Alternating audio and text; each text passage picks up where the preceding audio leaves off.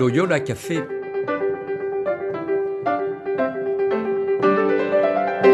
Loyola Café, on y discute philosophie et théologie.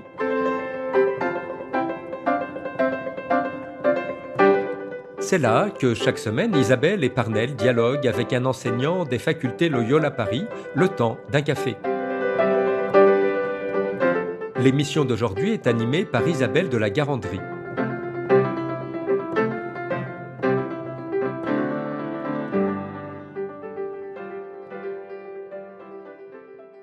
Chères auditrices, chers auditeurs, bonjour. Bienvenue dans ce nouvel épisode du Loyola Café. Nous recevons aujourd'hui Philippe Charru. Philippe Charru, bonjour. Bonjour Isabelle. Philippe Charru, vous êtes jésuite, musicien, et vous avez été ici responsable du département d'esthétique. Vous travaillez avec Christophe Théobald depuis des dizaines d'années, on ne les compte même plus, sur la question du lien entre la musique et le texte, ce qui justifie d'ailleurs ce travail interdisciplinaire. Vous avez publié d'ailleurs des récents ouvrages sur les deux passions selon Bach et puis sur la messe en si. Et il y aura une soirée le 7 janvier 2025 sur cet ouvrage. Alors, nous allons justement nous intéresser à Jean-Sébastien Bach pendant ce podcast. Alors, au-delà des quelques notes qui nous viennent spontanément en tête, sans doute, en disant ce nom, est-ce que vous pourriez nous donner quelques repères sur sa vie, s'il vous plaît ? Quelques repères sur sa vie, bien sûr, au moins rapidement. Il est né le 30 mars 1685 à Eisenach, c'est dans la région du duché de Saxe-Eisenach, et il est mort à Leipzig le 28 juillet 1750. Voilà. Il a vécu presque toute sa vie en Allemagne du centre, c'est à noter, parce qu'il y avait aussi un luthéranisme très fort dans cette région. Et c'est à Leipzig qu'il a vécu le plus longtemps. Il a vécu 27 ans à Leipzig. Je crois qu'il est bon de dire qu'il est issu d'une famille de musiciens, car lui-même tenait beaucoup à cette longue lignée de ce qu'il appelait les Bach musiciens. Et il a établi une généalogie qui compte 53 noms. Donc il a 53 ancêtres Bach musiciens. C'est quand même pas rien. Il appartenait à une famille, une culture, une société très marquée par le luthéranisme. J'y insiste pas, mais puisqu'on va parler essentiellement de cela, mais évidemment c'est très notable. J'ajouterai deux traits. Très jeune, il manifestait une curiosité musicale exceptionnelle. Il recopiait de sa main des tas de partitions très jeunes, à tel point que son frère aîné qui l'éduquait trouvait qu'il valait mieux qu'il aille dormir. Et Bach continuait à écrire à la chandelle, dit-on. Mais c'est pour dire cet appétit. C'est bien qu'il connaissait la musique ancienne et celle de son temps à l'échelle européenne. Pratiquement aucun style ne lui était étranger. Et ça se voit dans sa musique, c'est une question qu'on a beaucoup travaillé. J'ajoute aussi que très jeune, il a eu une renommée de grand virtuose au clavecin et à l'orgue. Il a exercé, évidemment, il a tenu des orgues, de nombreux orgues dans les églises. Son œuvre de compositeur est considérable aussi en nombre et en qualité, mais on estime qu'il n'a pas eu de son vivant une reconnaissance à hauteur de son génie, on peut dire. Aujourd'hui, ce n'est plus le cas, parce que tout le monde l'admire, et vraiment, c'est une des grandes figures majeures de l'histoire de la musique occidentale, on peut dire. C'est une œuvre et une pensée qui sont incontournables à quiconque aime ou s'intéresse à la musique, et quel que soit le style. Voilà, à grands traits, ce qu'on peut poser au départ. Voilà, comme grand repère sur la vie de Bach. Et alors, c'est vrai que vous vous êtes intéressé au lien justement entre musique et texte, mais quel lien entre Bach et la foi chrétienne, plus précisément ?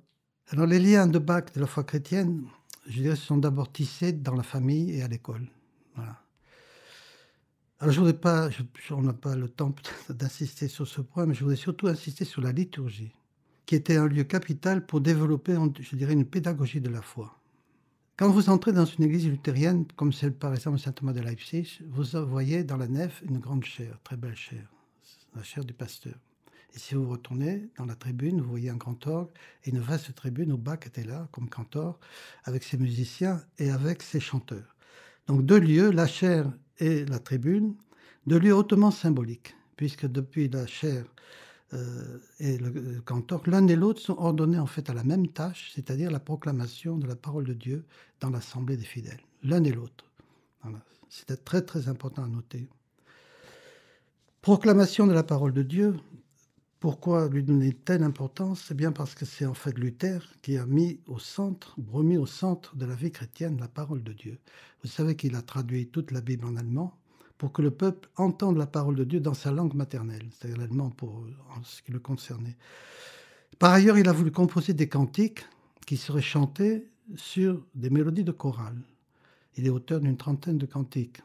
Il avait 5000 cantiques, on évalue à peu près, dans sa bibliothèque. C'est pour dire qu'il y a une créativité extraordinaire dans la famille luthérienne. Voilà. Et ces cantiques, ces textes sont d'une grande qualité poétique, théologique et spirituelle. Ce sont des mines absolument inépuisables.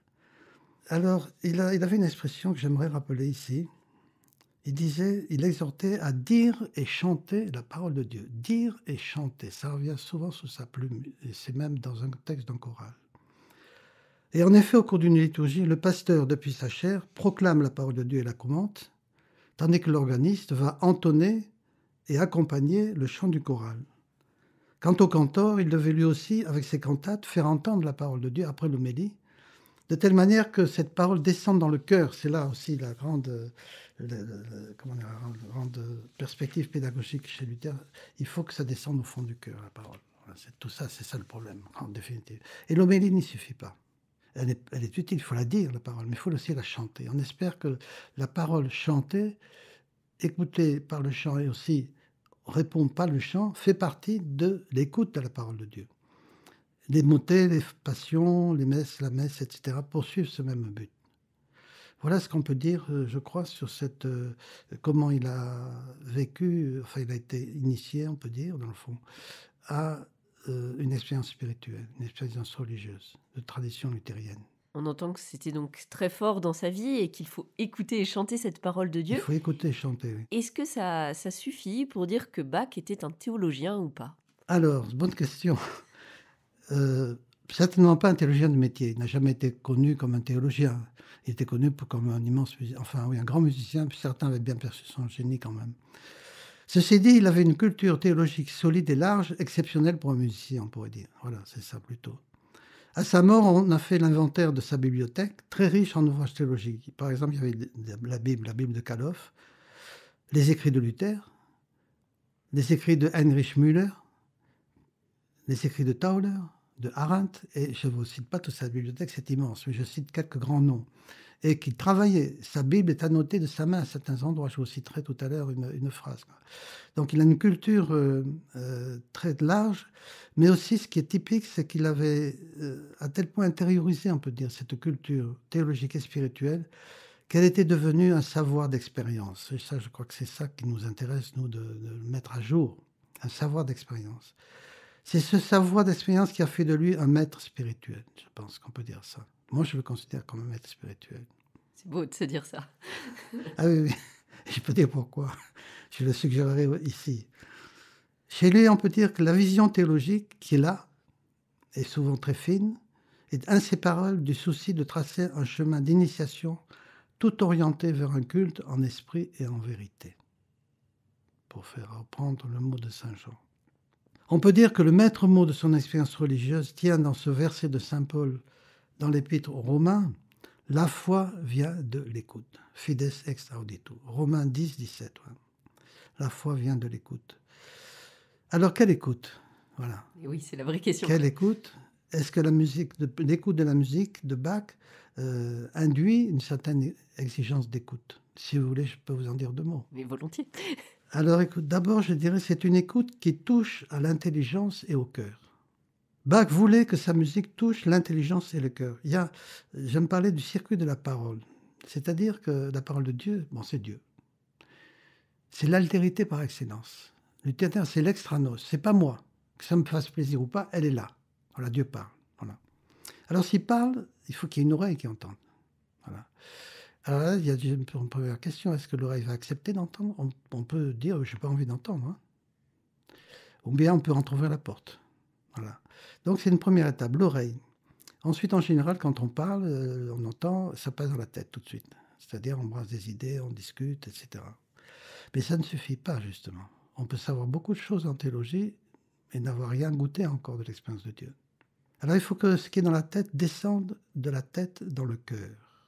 Et là, il se passe des choses. Si vraiment on laisse descendre la parole de Dieu dans son cœur, on peut s'attendre à ce qu'il y ait des questions, des combats, des refus, des attraits, etc., etc., etc. Mais ça ne suffit pas. On peut même pleurer. Chez Bach, on peut pleurer. Il y a la musique, des pleurs de tristesse, dans les passions par exemple, mais aussi des pleurs parce qu'on a été touché. On pleure parce que le comble de l'émotion, en quelque sorte. Il y a un très beau choral dans le Code Bouchade. Homme, pleure sur ton lourd péché. C'est un choral absolument magnifique. Mais c'est pas triste. C'est absolument pas triste. Mais c'est la prise de conscience que je suis pécheur, pardonné, quoi. Alors on pleure. Voilà. Donc, mais ça ne suffit pas. Alors qu'est-ce qui manque? Eh bien, il manque la bouche. C'est-à-dire dire à Dieu ce qu'il m'a parlé. Je vais lui répondre. Mais qu'est-ce que je vais lui dire? Je vais lui dire ce que sa parole a produit en moi. Et ça, c'est le cantique, c'est le chant. Voilà. Il faut avoir ce circuit de la parole de Dieu quand on parle de Bach, car je crois qu'il se vérifie, c'est presque anthropologique, mais enfin, il faut aller jusqu'au bout. Ensuite, je dirais que Bach a écrit dans une lettre qu'il a toujours cherché à écrire une musique bien réglée. Bien réglée, ça veut dire ici une musique qui éclaire l'intelligence et qui enflamme le cœur. Voilà. Sa musique est une combinatoire sonore, on peut dire, des plus savantes. On a rarement fait des musiques aussi complexes et savantes. Et pourtant, elle peut nous émouvoir, même si on ne sait pas différencier un do d'un ré ou d'un mi. On ne peut pas lire la partition. Mais les amateurs, les connaisseurs, les compositeurs sont fascinés par des chiffres de cette musique. Et en même temps, celui qui ne connaît rien à la musique peut être touché. Il y a place pour tout le monde dans cette musique. Intelligence et cœur. Sa musique, on peut dire, fait passer du plan de l'intelligence à celui du cœur. Et elle développe ainsi un mouvement d'intériorisation qui est la chose la plus importante. Une écoute qui touche à l'intelligence et au cœur. Oui, donc 2 dimensions. C'est très ignatien, hein, finalement. On peut le dire. J'ose pas le dire, mais je confirme. Un autre aspect, c'est une écoute paradoxale, je dirais, qui unit le plus grand et le plus petit. C'est peut-être un peu plus subtil, ceci. Si vous regardez le thème de l'art de la fugue, une œuvre réputée par excellence, ce thème compte 14 notes, donc c'est très bref. Mais il a engendré un véritable cosmos musical de 20 pièces qui représentent environ 1h20 d'écoute. Vous n'entendez jamais que 14 notes. Mais évidemment, elles sont combinées de telle manière que ça peut vous occuper pendant 1h20. Alors, le plus grand dans le plus petit.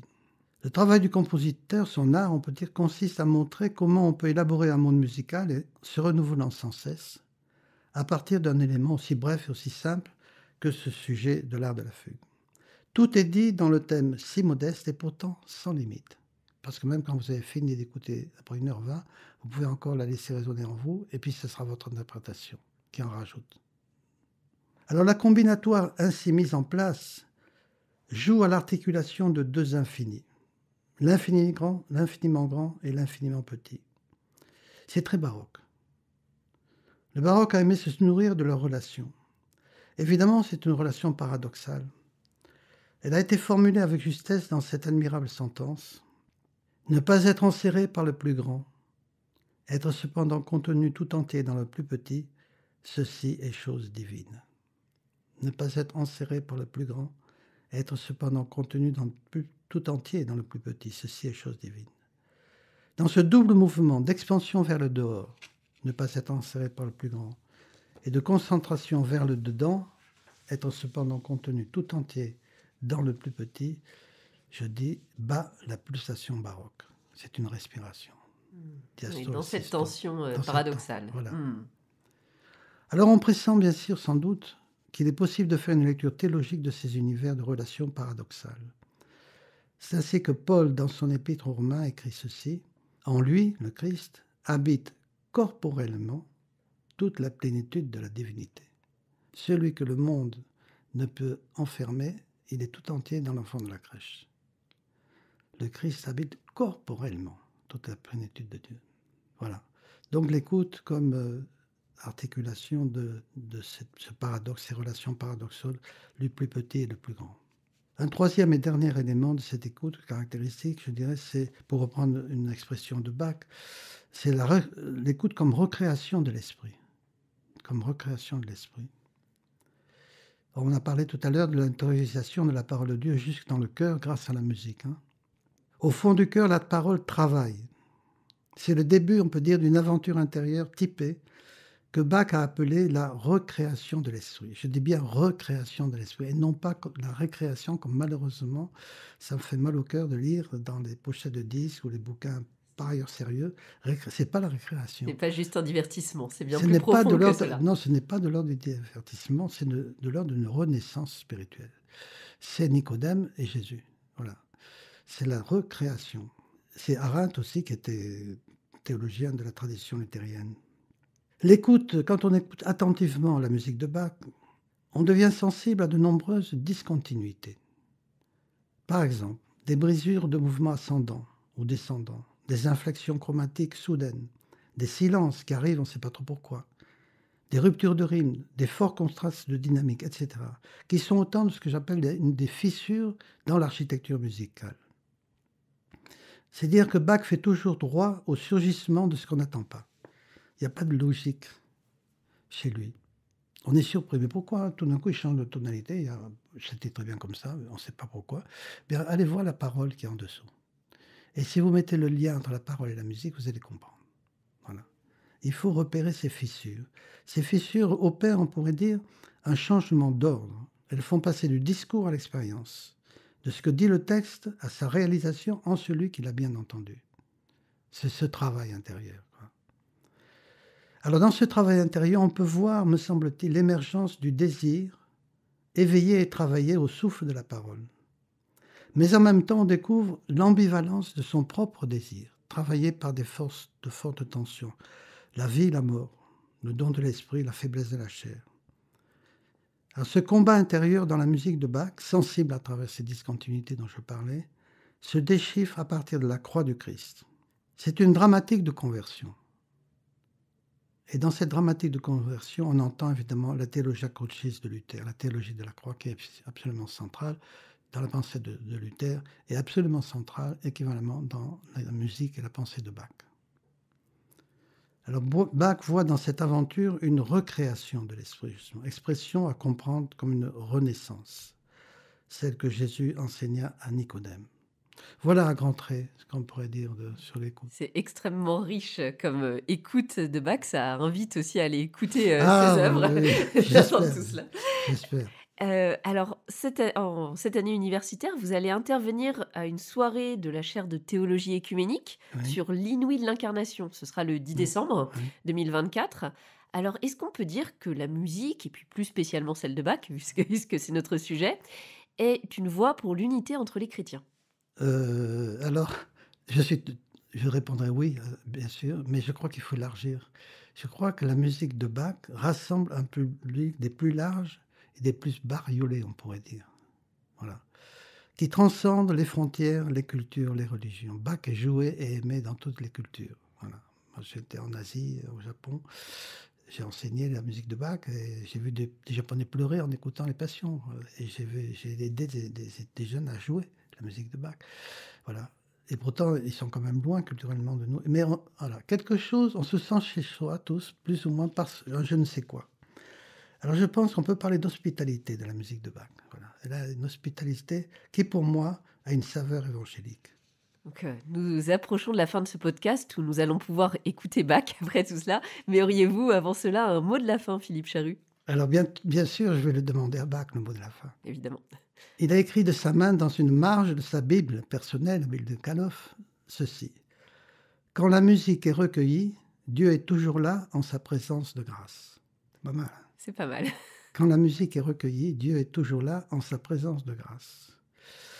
Alors de cette présence de grâce, personne ne peut rien en dire. C'est le secret des consciences devant Dieu. Et dans la musique de Bach, je veux le dire parce que ça me paraît très important, il n'y a aucune place pour la séduction ou l'envoûtement. Il nous respecte. Il nous conduit au seuil de la décision de la foi et il s'efface. Quelle leçon évangélique. Merci Philippe Charrue. Quant à nous, chères auditrices, chers auditeurs, je vous dis à bientôt pour un nouvel épisode du Loyola Café. Au revoir.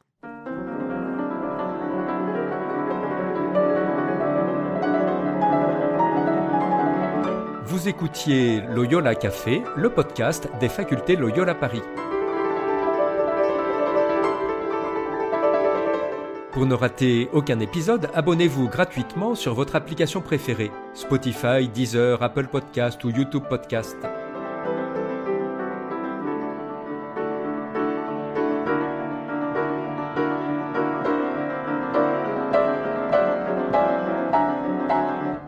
Et sur notre site internet www.loyolaparis.fr, découvrez l'ensemble de nos cours et conférences en philosophie et théologie.